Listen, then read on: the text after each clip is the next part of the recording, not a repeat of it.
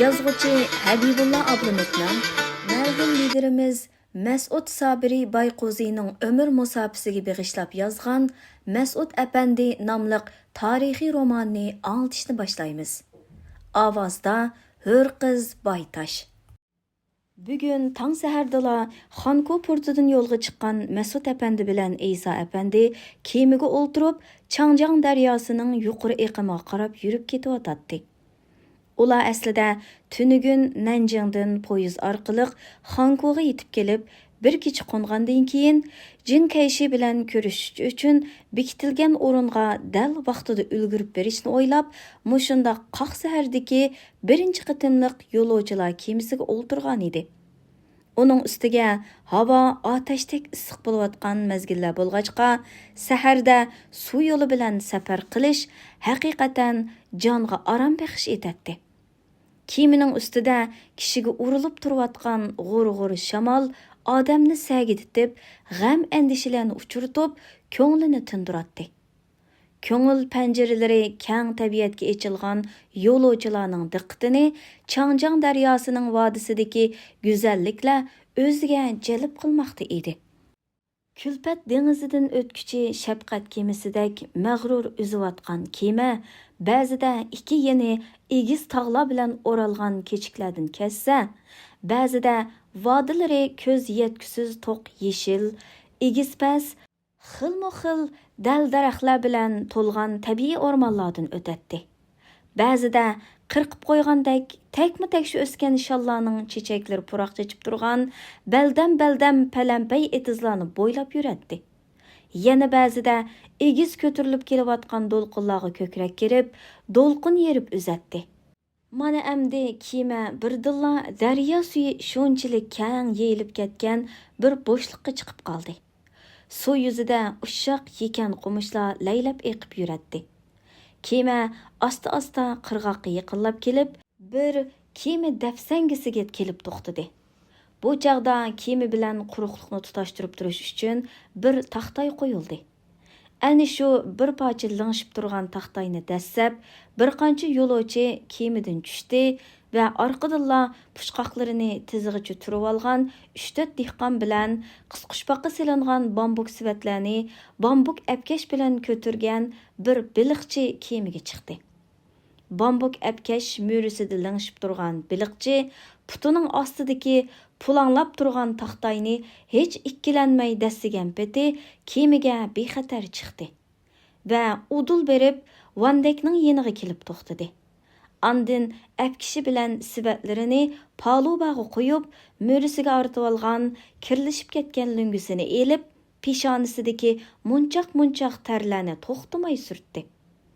Uning yanida bir dehqon tirik bir biliqni burnining to'shkiga o'tkazilgan yekanning kirmak urilgan yeriga 2 barmoqini kirgizib tutgan peti o'ri turadi. Yerga sangilab turgan, tozimi yo'g'on bu biliqning piltinglab turgan uzun quyruqi yenidagi biliqchining yalang'och paqalchiqiga to'xtamay tegayotdi. Biroq biliqchi hech ish bo'lmagandek uzoqlardan kelayotgan suvning ulug' eqiniga tikilgan peti joyida quruq yog'ochdek qimir qilmay turadi.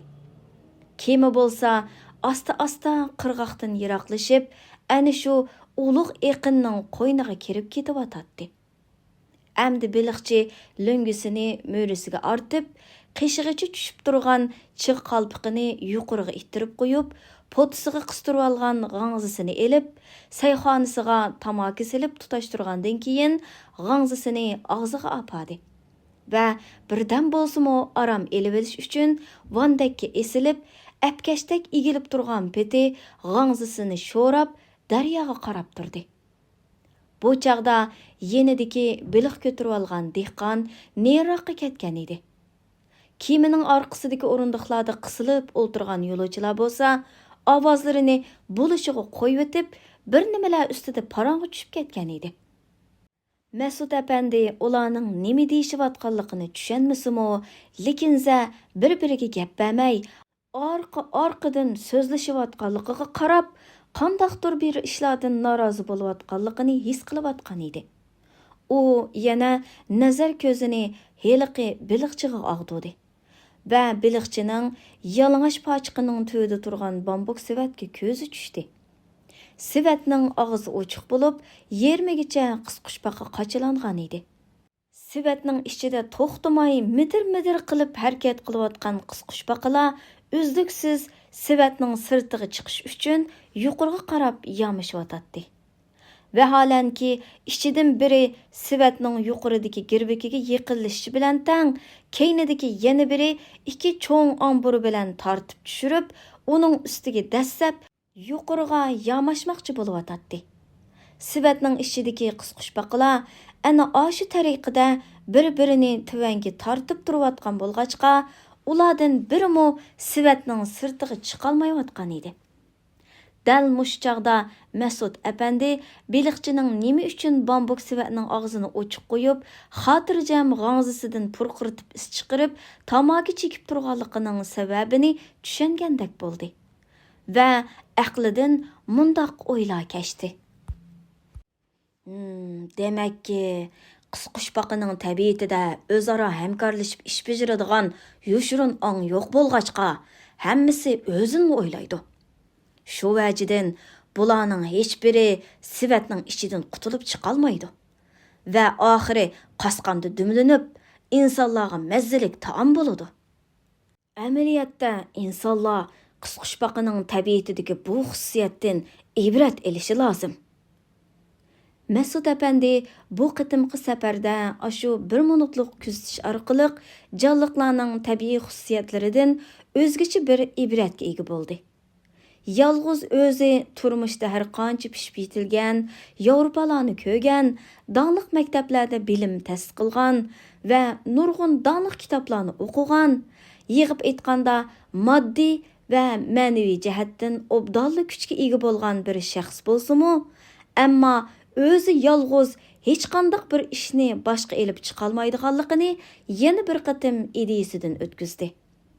Eng muhimi u mushkul nishonga yetish uchun hamkorlashishning naqadar muhimligini, hatto vaqti kelganda o'zi burun dushman deb qaragan kishilar bilanmi siyosiy manfaatlarni chiqish qilgan asosda hamkorlashishga bo'lganligini tunib yetdi. To'g'risini aytganda, bir odamning butun bir millatning yukini ko'tarib menishi va uni manzilga yetkazishi mumkin emas. Yalğız odam mayli qanchalik jafoliq kurash qilsin, qanchalik tirishchanlik ko'rsatsin, yanala butun bir millatning haqiqiy sifat o'zgarishiga kapolatlik qilib bo'lolmaydi. Uning uchun kollektiv hamkorlashish lozim. Bo'libmi yenida turgan Isa apandidek qobiliyatlik, kecha kunduz vatan va millat ishqi o'tida puchilnayotgan va bu yo'lda izlanayotgan kishilar bilan ko'proq hamkorlashish kerak. Mushundaq bo'lganda odam bir tarafdan yaqi yurtlarda yolg'izchilik tatib qolmaydi. Yana bir jihatdan har vaqt bir falokat xiyoli chirmishib olish ehtimolligi yuqori sharoitlarda yenidagi sabdoshlari boshqa go'zal narsalarni o'ylashiga turtki bo'ladi va yaxshi bir planlarning o'ttiriga chiqishiga vasila bo'ladi. Yig'ib aytganda, o'zaro tushunish asosidagi hamkorlikning natijasida amaliy unumdorlik eshib, bir-biridan qilishmaydigan qanchalik umidvor va qobiliyatli kishilar o'z rolini joyida joriy qildirib, g'oyat zo'r natijalarni o'ttiriga chiqaradi. Mas'ud apandi yo'l bo'yi atrofni ko'zitib, yangi shaylarga bo'lgan qiziqishini orttirib mang'achqa, Isa apandining orliqda qilgan gaplariga, so'ragan ba'zi bir savollarga qisqacha javob berib, yanala o'zining ichki dunyosidagi o'y-fikrlari bilan band bo'lib ketgan edi. U ba'zida ko'zini atrofdagi manzillardan uzib elib, ko'kka tikatdi. Kang bepoyon bo'shliqda uzib yurgan top-top oppoq bulutlarni ko'rganda, ilining yayloqlarida o'tlab yurgan oppoq qo'y podalarini yodiga oladi. Yana ba'zida odamlar ishida turibmi, o'zini yanala tanho chog'laydi. Ko'pincha hollarda burunqi ishlarni eslaydi.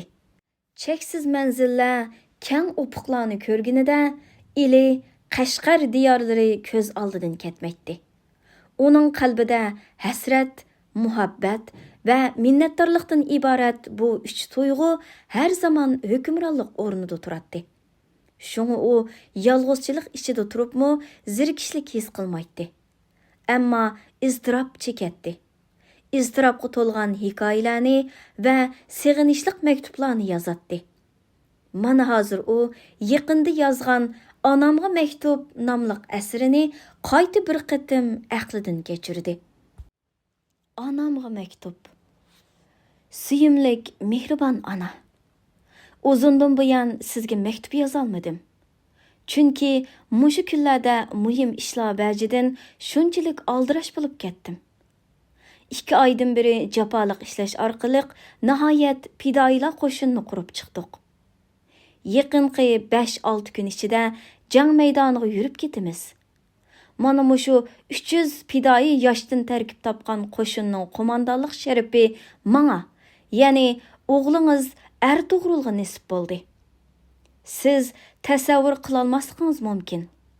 Ammo men mushu daqiqalarda qanchalik hayajon ichida baxtiyor bo'layotganligimni o'zim bilaman.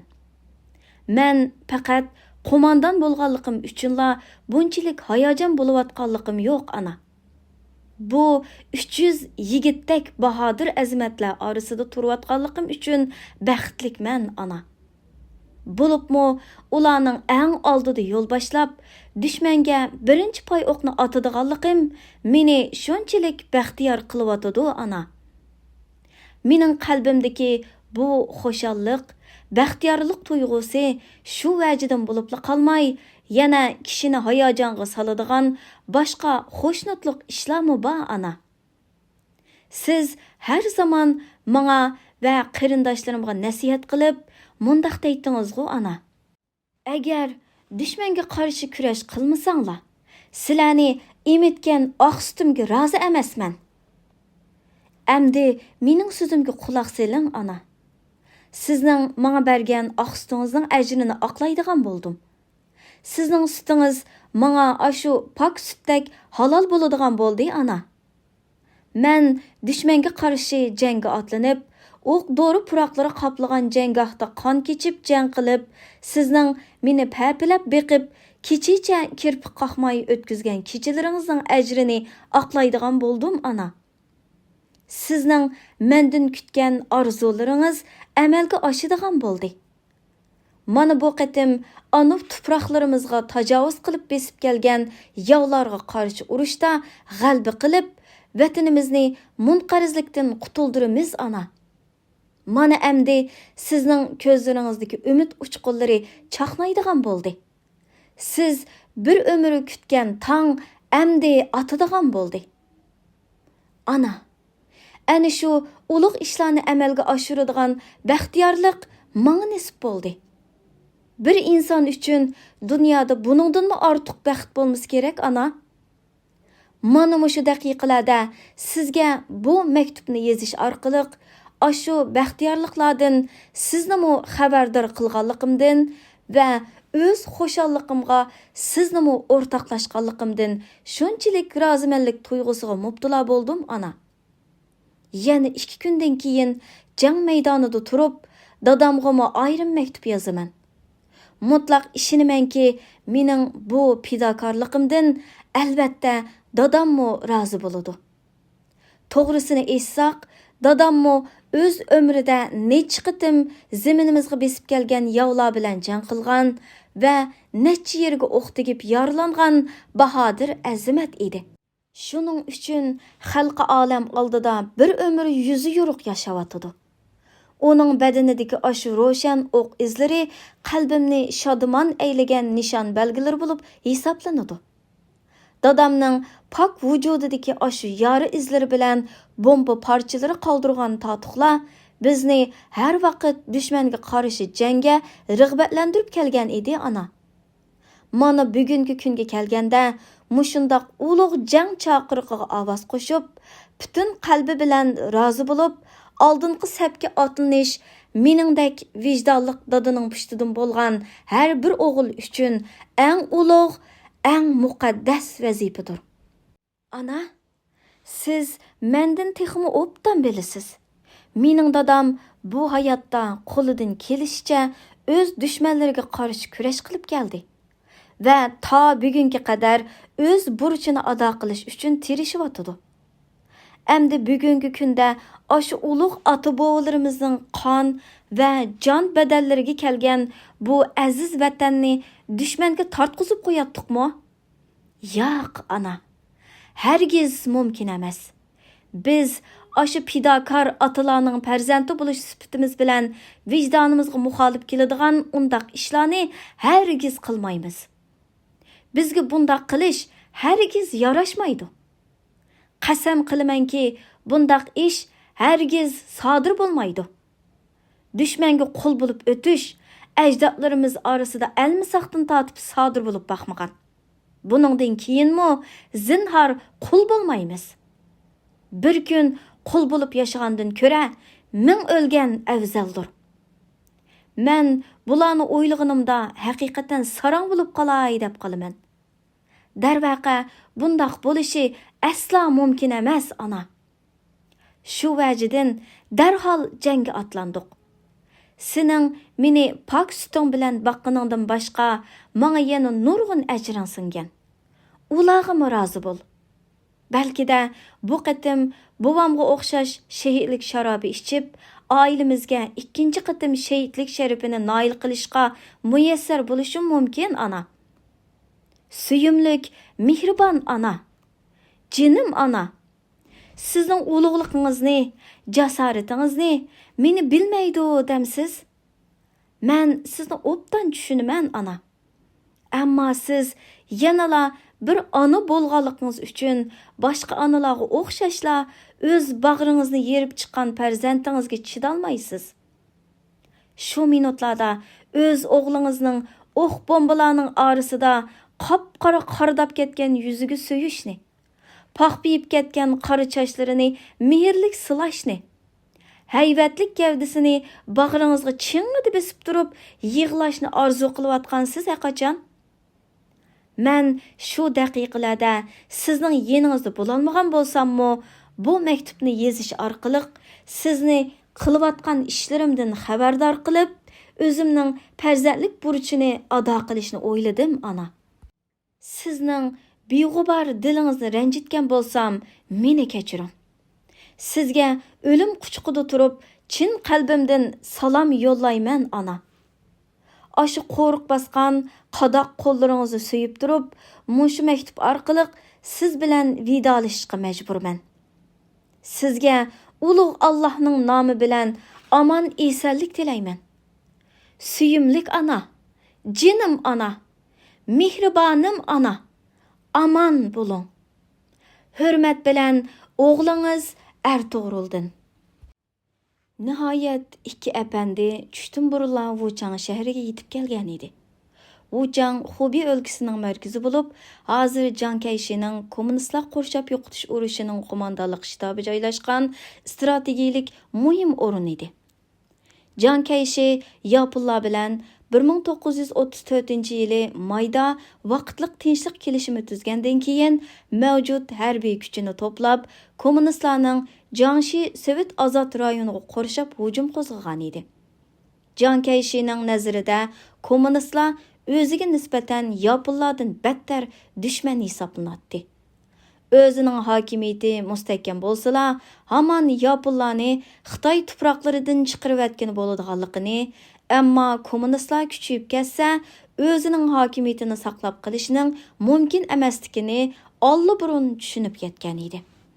Shu vajidan bu qatim Jiang Kaishi 1,5 million to'liq qurollangan askariy kuchini mushu atrofga to'plab, Germaniyalik general Hannes von Sickning harbiy maslahatchiligida o'zi bosh qo'mondon bo'lib, Jiang Shuliangni bo'lsa muavin qo'mondon qilib, kommunist qizil armiyasini qurshab, tal-to'kis tozalashni nishon qilgan ichki urushni boshlab o'tgan edi. Kommunistlar bu urushda o'z kuchini amalba saqlab qolaligini saqlash uchun bor kuchi bilan amaliy harakatga o'tgan edi. Kommunist qizil armiyasi 1935-yili 1-oyning 15-kundan 17-kunigacha Guizhou o'lkasining Zoniye degan yerida echilgan Kommunistik Partiyasi Mərkəzi Komitetining yig'inida huquqni o'ziga markazlashtirgan Mao Zedongning rahbarligi ostida Xitoy Kommunist Partiyasi Mərkəzi Komiteti Sovet ittifoqining tajribasi bo'yicha shaharlardagi proletariatga tayinib qo'zg'olon ko'tarib, shaharlar orqali yezilarni elish strategiyasini uyg'unlashtirish emas, balki Xitoyning amaliy ahvolini chiqish qilib turib, butunlay aksincha yezilardagi dehqonlarga tayinib turib, yezilar orqali shaharlarni elish strategiyasini qo'llanishga yuzlangan edi.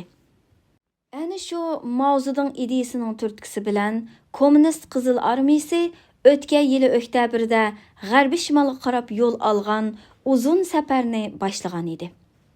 Uzun safar bo'lsa, kommunistlarning Gomindang armiyasining qurshab yo'qitishidan qutulish uchun yo'lga chiqqan strategik bir safari bo'lib, tarixda uzun safar deb atalgan. 1934-yili oktyabr oylarida Jiangxidan boshlangan bu uzun safarda Kommunist Qizil Armiyasi Mao Zedongning rahbarligida 370 kun to'xtamay 12500 kilometr yo'lni piyoda minib, 1935-yili oktyabr oylarida Shanxi o'lkasining Yan'an degan joyiga yetib borgan. Uzun safarda 90 ming kishi yo'lga chiqqan bo'lib, Yan'anga yetib borganda jami 9000 odamli qolgan. Ya'ni %90% odamning ba'zilari urushda, ba'zilari ochliqdan, ba'zilari ig'iz qorliq cho'qqilardan o'tish jarayonida qazo bo'lgan. Lekinsa kommunistlar yanada o'zlarining hayoti kuchini saqlab qilib, qiyin bir sinoqdan o'tgan va oxirgi hisobda yanada g'alabani qo'lga keltirgan. Gomindang hukumati o'zining qudratlik armiyasiga tayinib, bu qatim kommunistlarni uzil-kesil yo'qotishni maqsad qilganligi uchun bu urushga Jiang Kaishi o'zi bevosita qo'mondonlik qilib, Kommunist Qizil Armiyasining orqasidan iz qo'g'lab, qorshab zarba berib o'tadi. Uning uchun bu kunlarda Jiang Kaishining buningdan muhim ikkinchi bir muhim ishi yo'q edi. U butun diqqatini kommunistlarni yo'qotishga markazlashtirgan edi. Bugun ikki apandi 1001 mushaqqatda 600 kilometr yo'lni besib, Wuchangga kelsa, Jiang Kaishi qarorgohida yo'q bo'lib chiqqan edi. Chunki u jiddiy bir ish bilan oldingi safga ketgan edi. Ammo bu ikki apandining keladiganligini esidan chiqarmaganligi uchun muavin qo'mondan Jiang Shuliangga ikki apandini kutib olishni alayda topilgan edi. Shu vajidan marshal Jiang Shuliang maxsus tungan oshpaz o'rinlashtirib, ikki apandi uchun tushlik ziyofat tayyorlatqizgan edi. Jiang Shuliang yosh jihatdan Isa apandi bilan taqdimatlik keladi. Boy turqi bo'lsa, taqi turqi kelishgan egiz bo'yliq ikki apandiga qaraganda kichikroq edi. Shundaq bo'lsa-mu, Xitoy ayollarini eng o'ziga jalb qilgan kelishgan yigit hisoblanib, butun Xitoy satanglarining hayroniga aylangan va Yaponga qarshi urushda kichik marshal deb dong chiqargan bir harbiy qo'mondon edi. Uning harbiylarga xos taqi turqi haqiqatan oldida turgan har qanday odamni hayron qoldiradi. U ayni chaqda butun Manjuriyani idora qilgan militarist Jiang Zolingning o'g'li edi. Yapon Kanton armiyasi 1928-yili 4-iyunda Jiang Zoling o'ltirgan maxsus poyezdni portlatib etib, uni o'ltirgandan keyin Satan xinimlarning hayroni bo'lgan Jiang Shuliangni osonlik qo'lga keltiramiz deb cho'chirini xamsanagan edi. Darvaqa Jiang Shuliang Yaponlarga qarshi urush sepi ochgan edi. Ammo Yaponlarning zamonaviy qurollar bilan qurollangan armiyasiga teng kelolmay, orqa-orqadan mag'lub bo'lib, chekinishga majbur bo'lgan edi. Gerçi Yaponlar bilan bo'lgan urushda askariy jihatdan yengilgan bo'lsa-mu, ammo ruhi yengilmagan bo'lg'achqa irodasidan yonmagan edi. Shu sababdan yanala Yaponlarni o'zining birdan-bir dushmani deb hisoblaydi. Bu jihatdan Jiang Kaishi bilan fikr birligi hosil qilolmayotdi. Shundaqdimi, davlatning bir butun manfaatini o'ylab, Jiang Kaishi tarafda turib kelayotgan jasur yosh qo'mondon edi.